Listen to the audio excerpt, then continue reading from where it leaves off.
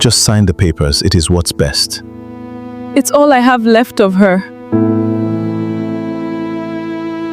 I found the letter by accident, tucked inside an old cookbook I was donating during a weekend cleanup of my father's garage, a letter my mother had written to me the year before she died, explaining clearly, in her own careful handwriting, that she'd left her entire savings and her half of our family home specifically to me, structured through a trust my father was legally obligated to manage responsibly until I turned 25. I was 28 years old when I found that letter, and I had never once, in all those years, seen a single dollar of what my mother had so deliberately, lovingly set aside for my future. Stick with me, because what I discovered about my father's actual handling of that trust, and what he'd been quietly doing with my mother's money for nearly a decade, would completely shatter the story he'd spent years telling both me and himself about the kind of father he genuinely believed himself to be. I remember sitting there on the cold concrete floor of that garage, dust motes drifting through the afternoon light streaming in from the small side window, reading and rereading my mother's careful cursive handwriting,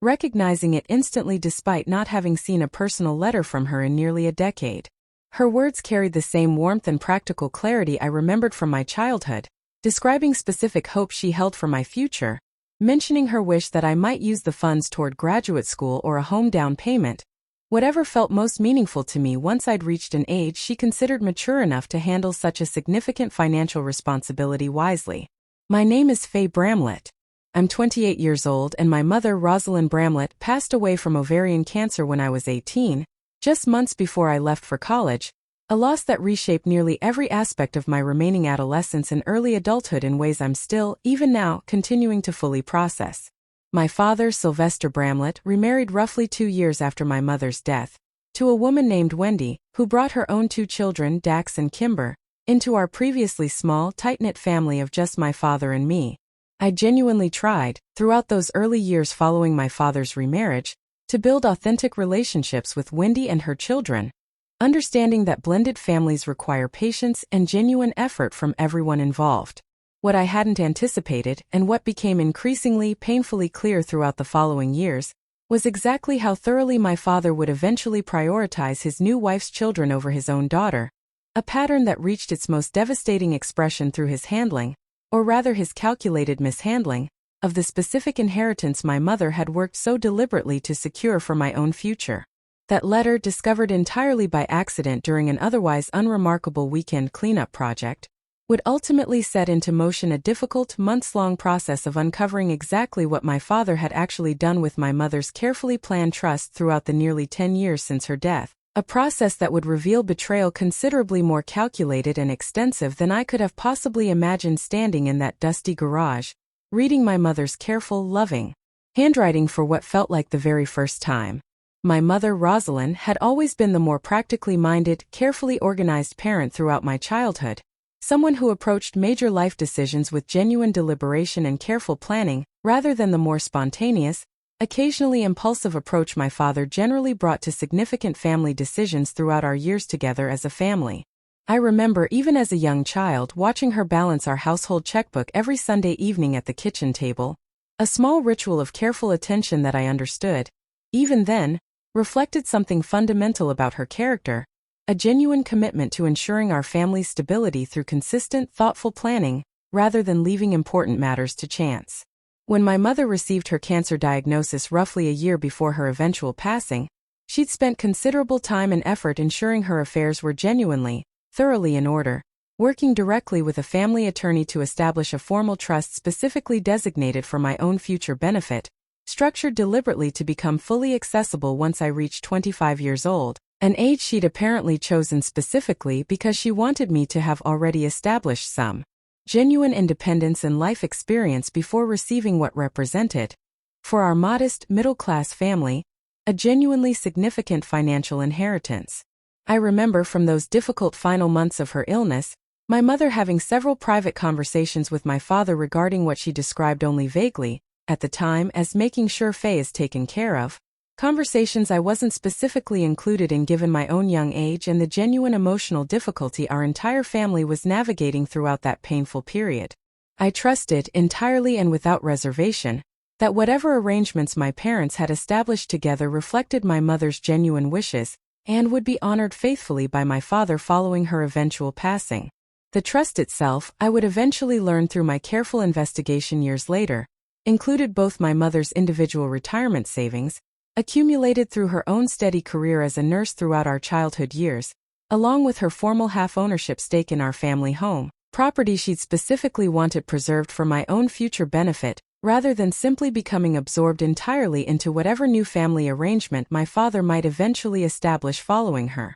death, a foresight that revealed, with painful clarity once I finally understood the full situation, exactly how genuinely, presciently my mother had anticipated circumstances she likely hoped, but couldn't fully guarantee, my father would ultimately honor faithfully on my behalf. My father's remarriage to Wendy occurred with a speed that, in hindsight, struck several extended family members as somewhat unusually quick following my mother's death, though I generously interpreted this timeline at the time as simply reflecting his own genuine loneliness and desire for renewed companionship rather than anything more troubling or calculated. Wendy brought 2 children from her own previous marriage into our newly blended family, Dax, who was 14 at the time, just 2 years younger than my own 16 years, and Kimber, who was 11. I remember genuinely trying, throughout those early months of our blended family's formation, to build authentic relationships with both children, understanding the genuine difficulty and complexity inherent in navigating such significant family changes during formative adolescent years.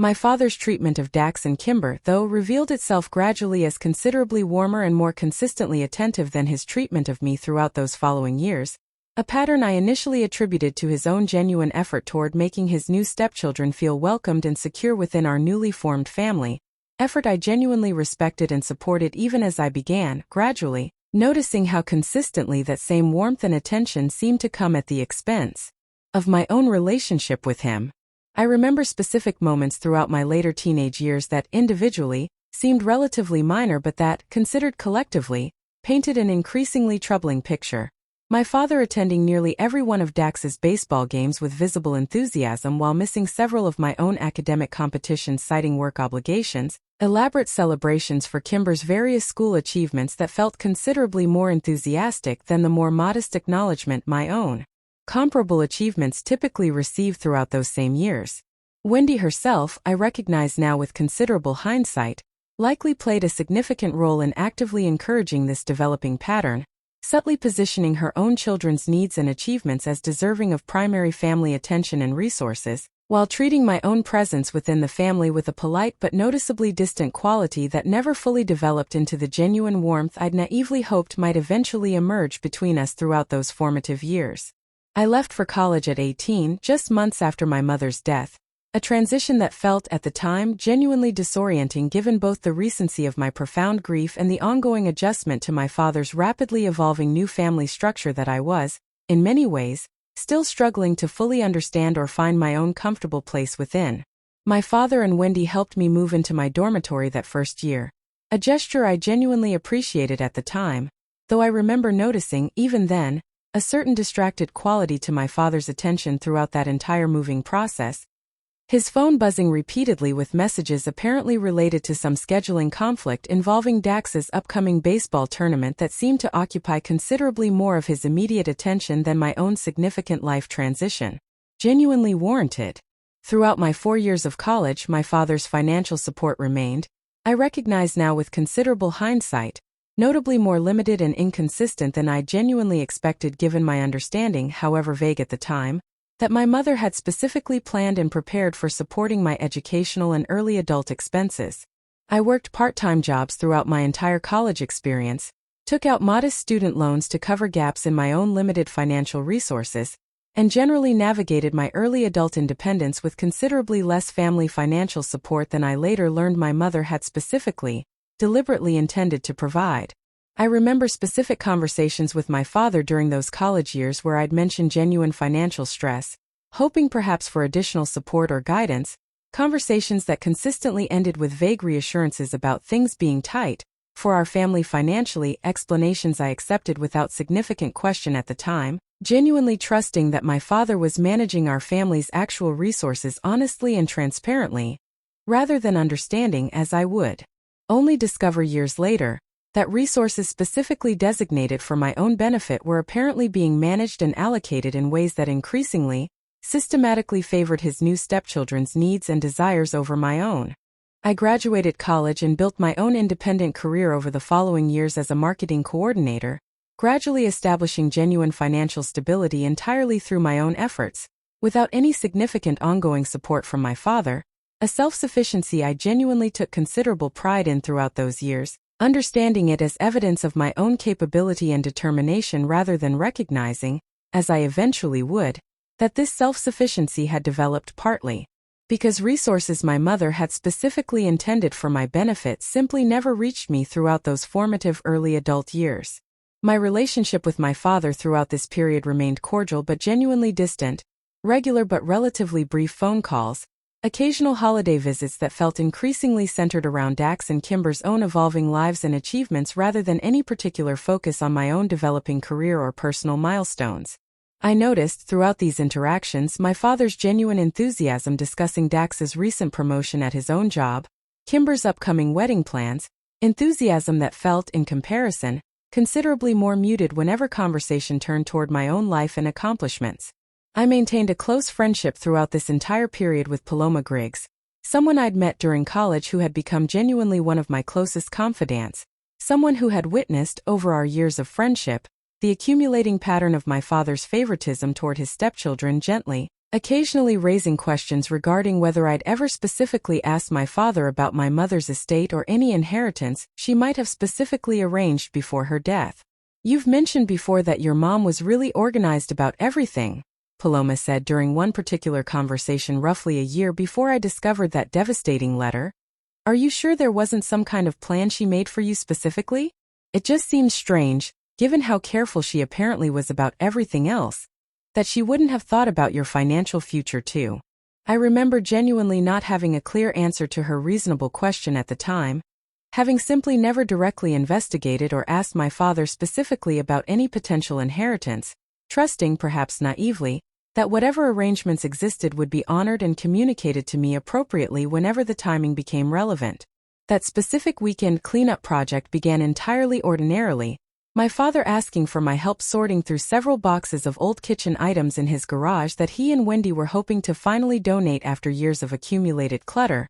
a genuinely mundane task that gave no indication whatsoever of the significant, life-altering discovery I was about to make. I found my mother's letter tucked carefully inside an old cookbook, one I recognized immediately as belonging specifically to her, a collection of recipes she'd used throughout my entire childhood that I hadn't seen or thought about in years since her passing. The letter itself, dated roughly 8 months before her death, was addressed directly to me, written in my mother's distinctive, careful handwriting, explaining clearly and specifically the trust she'd established through our family attorney, detailing both her retirement savings and her formal half-ownership interest in our family home, all designated specifically for my benefit, to become fully accessible once I turned 25. I sat on the dusty garage floor for what felt like considerable time after discovering that letter, reading it repeatedly, processing both the genuine emotional weight of encountering my mother's voice and care so unexpectedly after all these years, alongside a growing, disorienting confusion regarding why I'd never once received any communication whatsoever regarding this specific trust,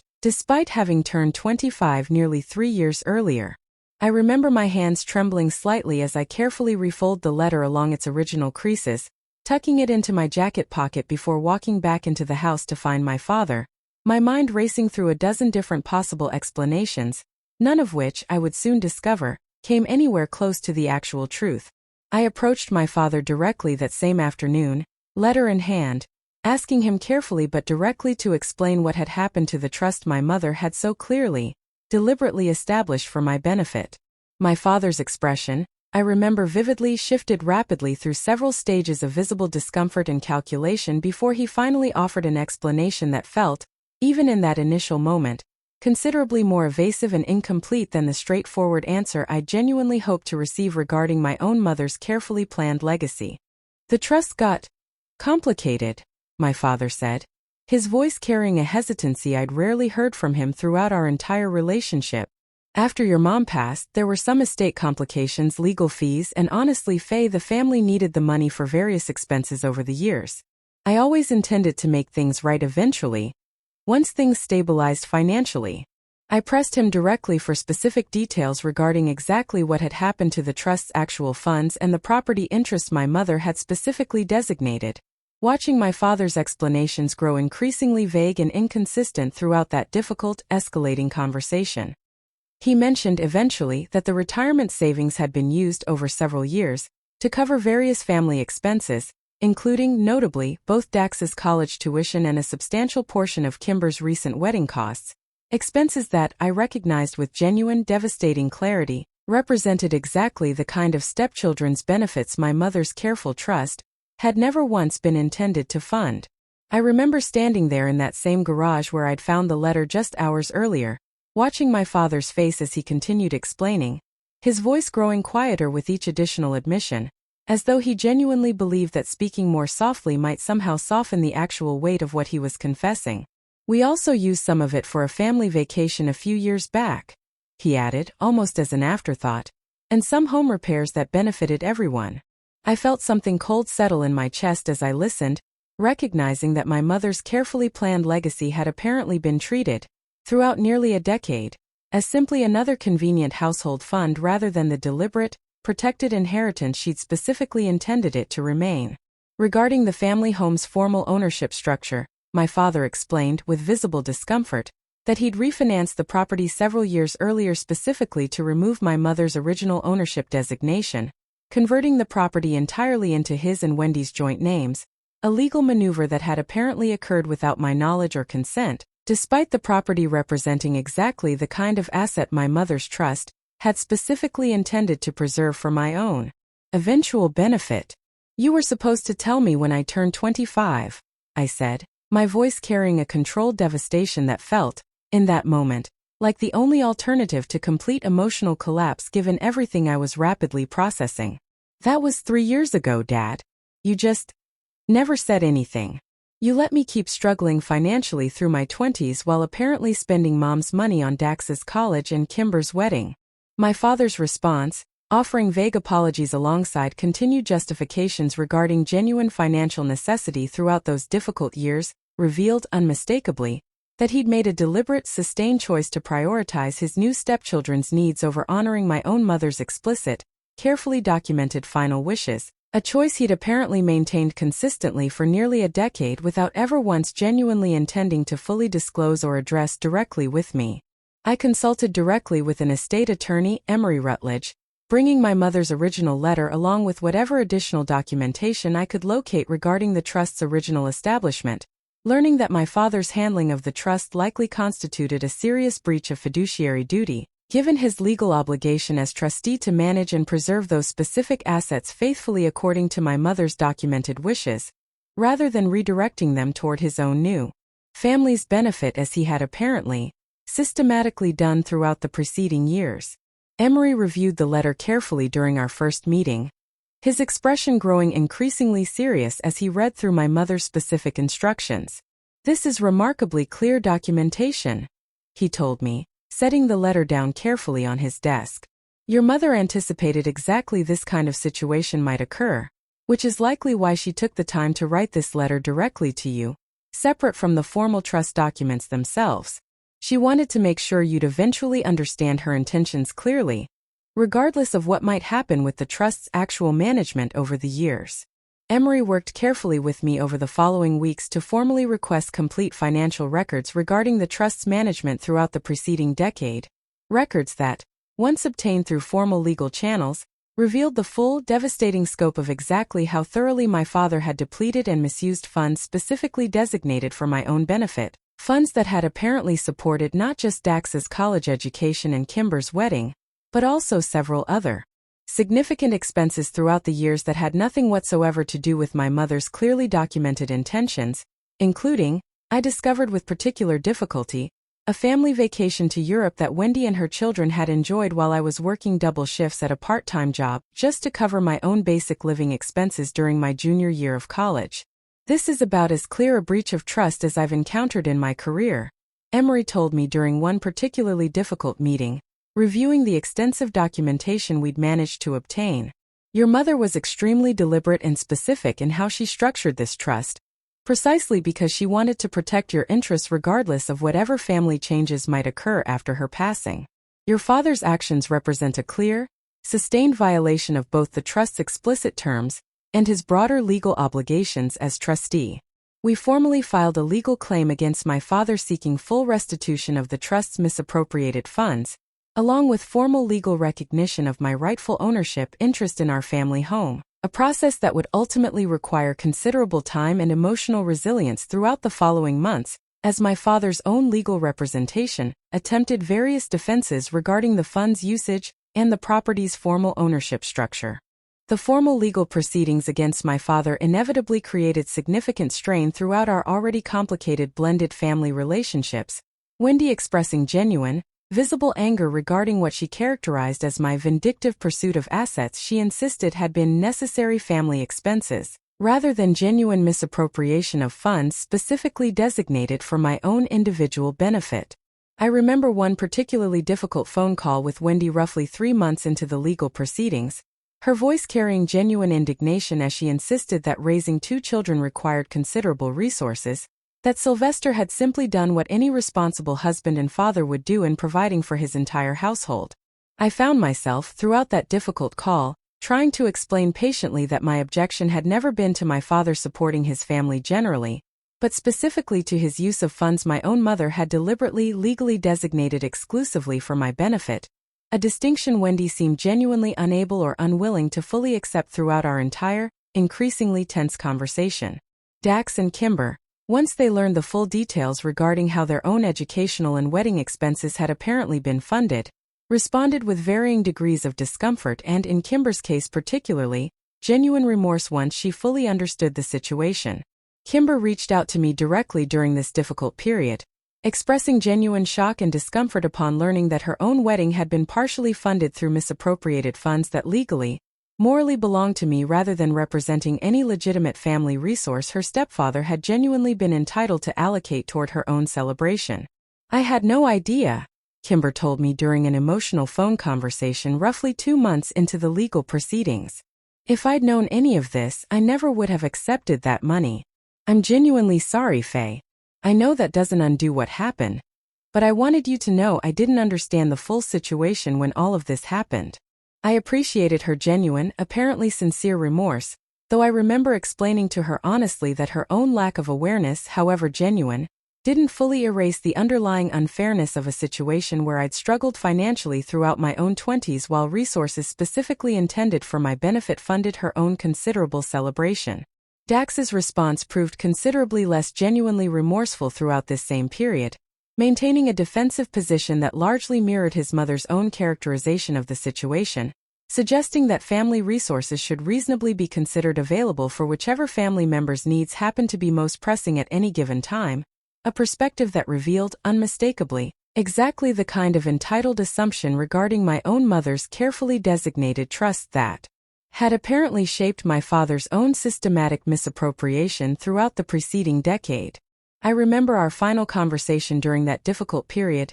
Dax suggesting, with visible irritation, that I was making things unnecessarily complicated by pursuing formal legal action rather than simply letting bygones be bygones, language that made unmistakably clear he'd never genuinely grasped, or perhaps simply never wanted to grasp, the actual severity of what our father's decade-long pattern of misappropriation had actually cost me throughout my own formative young adult years. The legal proceedings against my father ultimately concluded through a formal settlement roughly 10 months after that initial devastating discovery in his garage, an agreement that required him to provide substantial financial restitution reflecting the trust's original value, adjusted appropriately for the years of lost growth and interest the funds would have genuinely accumulated had they been properly preserved according to my mother's original intentions, along with formal legal recognition restoring my rightful ownership interest in our family home's equity. I remember the specific afternoon Emery called to inform me the settlement had finally been formalized,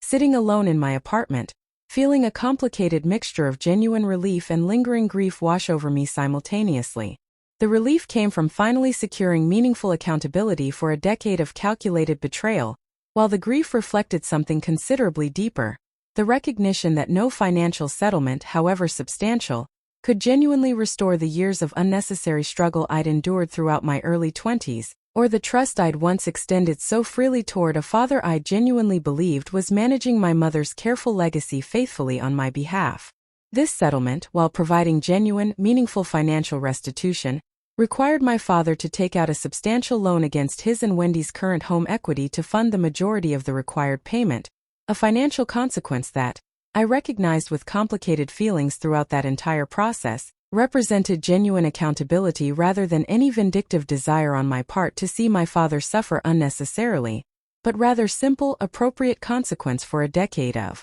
deliberate, calculated betrayal of both his own late wife's explicit wishes and his own daughter's rightful inheritance. My relationship with my father remained genuinely, significantly strained throughout the following years, our interactions considerably more limited and formal than the relationship we'd maintained even throughout the earlier years of his more subtle, gradual favoritism toward his stepchildren. I didn't pursue complete estrangement, understanding that some degree of continued family connection felt personally important to maintain, but I also never returned to the kind of unquestioning trust I'd previously extended toward him throughout my earlier years, before finally, fully understanding exactly how thoroughly he'd prioritized his new family over honoring his own late wife's carefully documented final wishes for their only daughter's future. Paloma remained a steady, essential presence throughout that entire difficult year, and I remember her telling me once, sitting together in my new apartment shortly after I'd finally moved in, how genuinely proud she felt watching me navigate such a painful discovery with careful determination, rather than either explosive anger or quiet,